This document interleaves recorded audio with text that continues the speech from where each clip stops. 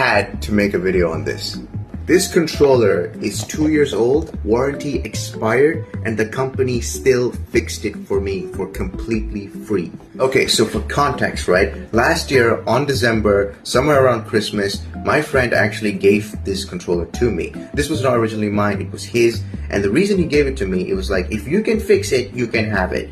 So he eventually bought a new controller, but yeah, so I got this controller right here, and yeah, I thought this was going to be an easy fix. Being as tech savvy as I am, I thought this was going to be a piece of cake. But the problem arrived when I actually tried to find the parts that need to be replaced. Now the problem with this controller is, the main problem with this controller, or this line of controller, the Gulikit King Kong 3 Pro, is they used inferior materials when it came to their shoulder buttons and the triggers. The Hall trigger right here, this is a Hall effect trigger, but the sensor itself is not the problem. It's the trigger themselves. The plastic are made with inferior quality plastic compared to the King Kong 2 Pro, which is the predecessor to this controller. This controller is a great controller overall, and it's not cheap. This controller right here costs 220 ringgit, and it broke on him after like a year of use, which is just not heard of. I eventually bought my own controller after a long time, which is the 8BitDo Ultimate 2 controller right here.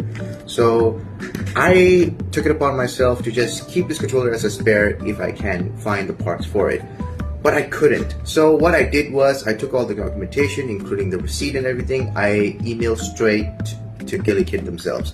And Gulikit, in 2 days time, they responded saying that they will be able to give me the replacement parts for 100% free. I don't have to pay any shipment fee. I don't have to pay anything. They said they'll be able to give me the parts for completely free.